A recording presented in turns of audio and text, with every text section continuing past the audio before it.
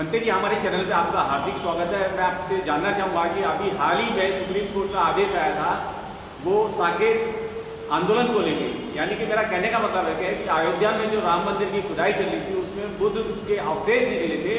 कुछ संगठनों ने, कुछ भिक्षुओं ने उन अवशेषों को संग्रहित करने के लिए सुप्रीम कोर्ट में एक याचिका दायर की थी कि उसको संग्रहित करके एक संग्रह बनाया जाए और उसके संग्रहालय को बनाया जाए। इस बात के लिए सुप्रीम कोर्ट में फाइल पेश की गई थी, लेकिन सुप्रीम कोर्ट के कुछ जजों ने, जो ब्राह्मणवादी मानसिकता के लोग थे, उन्होंने उन पर जुर्माना लगाया। तो आपका क्या कहना है? देखिए राजकुमार जी, आवाज़ इंडिया को मैं अपनी बात बताना चाहता हूँ। मैं इस गहराई में नहीं जाना चाहता कि जो रिट दायर हुई वो कैसे हुई, किसने की, लेकिन मैं इतना जरूर कह सकता हूं, हम सुप्रीम कोर्ट का बहुत सम्मान करते हैं, लेकिन यहां पर जो फैसले दिए जाते हैं,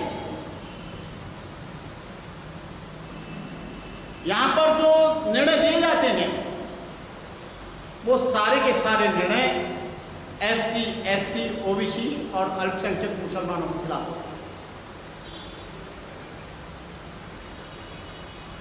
याचिकाएं सारे देश में बहुत बढ़ती हैं और बहुत से लोग याचिका डालते हैं अपनी समस्याओं के लिए। बहुतों ने भी एक याचिका डाली, लेकिन उस याचिका का मतलब यह था कि ये जो वहां पर खुदाई जो हो रही है, जो उत्खनन हो रहा है, जो समतलीकरण हो रहा है, उसमें यह पता लगा कि वहां पर बौद्धों के अवशेष निकल रहे हैं। तो इनको आपत्ति क्या थी? इन बौद्धों के अवशेष को हमें दिखा देते। हमने कोई इस बात का विरोध नहीं किया कि वहां राम मंदिर नहीं बने, उससे हमारा कोई लेना देना नहीं, लेकिन हमारा इतना लेना देना जरूर है कि वहां पर जो बौद्ध संस्कृति के अवशेष निकल रहे हैं उनको संरक्षित किया जाए, उनको सुरक्षित रखा जाए, उनके लिए संग्रहालय बनाया जाए, उनको सही तरह से सारी देश, सारी दुनिया के लोगों को बताया जाए। लेकिन उसके बदले में जिन लोगों ने याचिका डाली उसको खारिज तो किया ही। चलो खारिज होता है, कोई बड़ी बात नहीं, लेकिन खारिज होने के बाद 1-1 लाख रुपया याचिकाकर्ताओं पर डाल दिया गया। भाई क्यों? कौन सा अपराध किया? और यही नहीं छोड़ा, यही तक नहीं किया, उन्होंने कहा इनकी सीबीआई जांच भी होगी। सीबीआई जांच की विदेशों से इनको पैसा मिल रहा है। आप लोग मंदिर बनाओ तो आपको सब 1 नंबर का पैसा मिल रहा है, और बौद्धों के पास पैसा आए तो विदेशों से पैसा आ रहा है। तुम विदेश में जाओ तो मैं बुद्ध की धरती से आया हूं, तुम वहां से अपना खरबों रुपया ले आओ तो वो विदेशी पैसा नहीं, वो भारत का पैसा है। और हमको कोई दान दे दे, आपको मालूम होना चाहिए मिश्रा जी, जज साहब, बौद्ध भिक्षु की अपना कोई परिवार नहीं होता, बौद्ध भिक्षु का अपनी कोई व्यक्तिगत संपत्ति भी नहीं होती, आपको मालूम हो तो, और बौद्ध भिक्षु का कोई कफन भी नहीं होता। जो 10 मीटर का जो चीवर ओढ़ा है उसी में उस बौद्ध भिक्षु को लपेटा जाता है। और बौद्ध भिक्षु की संपत्ति पर कोई भी परिवार का आदमी अपना हक नहीं जता सकता, चाहे उसका भाई हो, चाहे उसका बेटा हो, चाहे उसकी पत्नी हो, चाहे उसका कोई नाती हो, चाहे पोता हो। बौद्ध भिक्षु की संपत्ति बौद्ध धर्म की होती है। बौद्ध भिक्षु की अपनी कोई संपत्ति होती ही नहीं। बौद्ध भिक्षु पर 8 चीजें होती हैं, अष्ट परिष्कार होता है। लेकिन आपने ये जुर्माना लगाकर ये दर्शा दिया कि हम लोग कितने भेदभाव करते हैं, किस मानसिकता से हम डिसीजन लेते हैं, किस मानसिकता से हम जजमेंट देते हैं, ये सब पता लगा। लेकिन मैं ये भी कहना चाहूंगा, कुछ लोग साकेत की आड़ में कुछ बौद्ध भिक्षु धंधा भी कर रहे हैं, कुछ बौद्ध भिक्षु बगैर भिक्षु संघ की अनुमति के भी कर रहे हैं। जिन बौद्ध भिक्षुओं ने याचिका डाली, उनको चाहिए था कि राष्ट्रीय स्तर पर वो मीटिंग बुलाते, भिक्षु संघ और बौद्धों की संस्था के बीच में डिस्कस करते। अकेले ही चल रहे हैं, अकेले ही ला रहे हैं, अकेले ही कर रहे हैं, ये थोड़ा सा अटपटा है। मैं जो लोग आंदोलन चला रहे हैं उनसे मैं कहना चाहता हूं वो राष्ट्रीय स्तर पर सारी संस्थाओं को एकत्रित करें।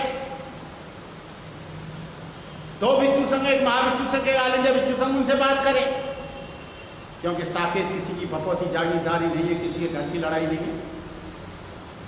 साकेत किसी की व्यक्तिगत संपत्ति नहीं है। साकेत एक सांस्कृतिक धरोहर है। लोग बना लेते हैं संस्था, हम लोग रक्षा करेंगे, समर संस्कृति की रक्षा करेंगे। अरे भाई, अकेले कैसे कर पाओगे? केवल तुम 3-4 लोग कर पाओगे क्या? ये मैं उन बौद्ध भिक्षुओं से कहना चाहूंगा जो साकेत के आंदोलन को चला रहे हैं। वो जो वरिष्ठ भिक्षु हैं, जो पुराने भिक्षु हैं, उनकी राय लें। आगे की लड़ाई कैसे लड़ी जाएगी? आगे का आंदोलन कैसे चलाया जाएगा? आगे की भूमिका क्या रहेगी? आगे का एजेंडा क्या रहेगा? आगे चलकर हम क्या करना चाहते हैं? और सुप्रीम कोर्ट वाले में भी, सुप्रीम कोर्ट में नहीं, यूएनओ में करो, अंतरराष्ट्रीय कोर्ट में करो। कोई सुप्रीम कोर्ट ही कोई बहुत बड़ा कोर्ट नहीं है, इससे बड़े कोर्ट और भी हैं दुनिया में, तो वहां पर भी करना चाहिए। तो मैं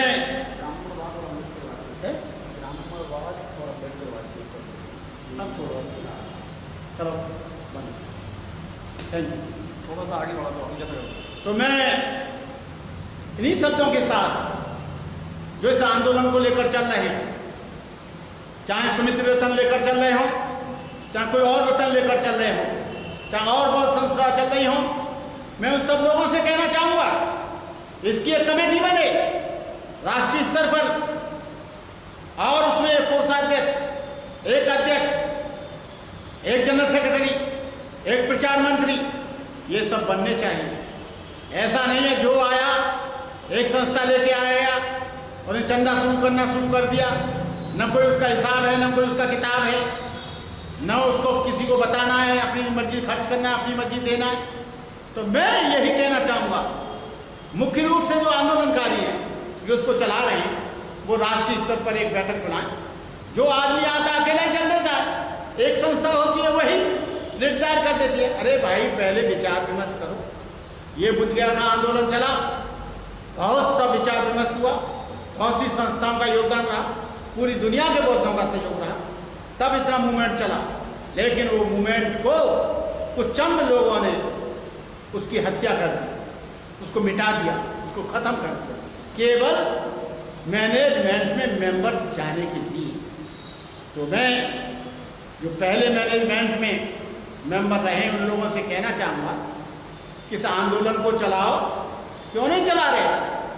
दोबारा मैनेजमेंट में जाने के लिए मत सोचो, और इसको आंदोलन को बुद्ध गया का हो, साकेत का हो, संकिसा का हो, जो लोग, साकेत तो बहुत बड़ी दूर बात है, वो लोग जो साकेत की लड़ाई लड़ रहे हैं, उनको साकेत की ही नहीं, संकिसा की लड़ाई भी लड़नी चाहिए, उनको बुद्ध गया की लड़ाई भी लड़नी चाहिए। ज्यादा बहुत 30 स्थल जिन पर इंक्रोचमेंट हो रहा है, जिन जिन 30 स्थलों पर अतिक्रमण हो रहा है, उन सब के लिए एकजुट होकर काम करना चाहिए। और ऐसा नहीं होगा तो हम कभी नहीं जीत पाएंगे। ऐसे ही हमारे ऊपर 1-1 लाख रुपया जुर्माना होता रहेगा और वो लोग समाज से मांग कर देते रहेंगे। समाज इतना पागल है कि वो इतना श्रद्धावान है कि वो देता रहेगा। जानो, समझो, जांचो, परखो। आज ये सारे बौद्ध भिक्षु नकली हो गए हैं, उन पर भी ध्यान रखिए। घर में बुलाने से पहले उसका निरीक्षण परीक्षण करिए। लोग आज बौद्ध भिक्षु बनकर भी उनकी जाति नहीं छूट रही है। जाटव कह रहा है कि मैं जाटव बनते, शाक्य कह रहा है मैं शाक्य बनते, जाट कह रहा है मैं जाट बनते, धोबी खटीक कह रहा है, खटीक बनते। अरे भगवान बुद्ध के धर्म में जाति पाति के लिए कोई स्थान नहीं था।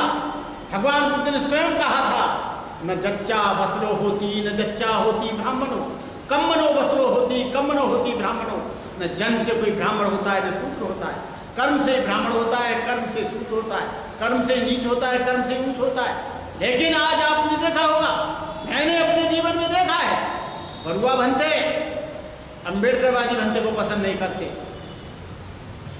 अंबेडकरवादी बनते को साक्य बनते पसंद नहीं करते। अंदर अंदर चल रहा है, मैं उसको खोलना चाहता हूं। आज जहां जाटवों की संख्या होती है अंबेडकरवादियों की, वहां साक्य बनते कहता है नहीं मैं तो जाट हूं, और जब उसके बारे में पता लगता है इतना झूठ बोल रहा है, अरे तू यही बता देख मैं साक्य से आया हूं, लेकिन वो बताता नहीं है क्योंकि उसे दक्षिणा नहीं मिलेगी, उसे घर में आश्रम नहीं मिलेगा।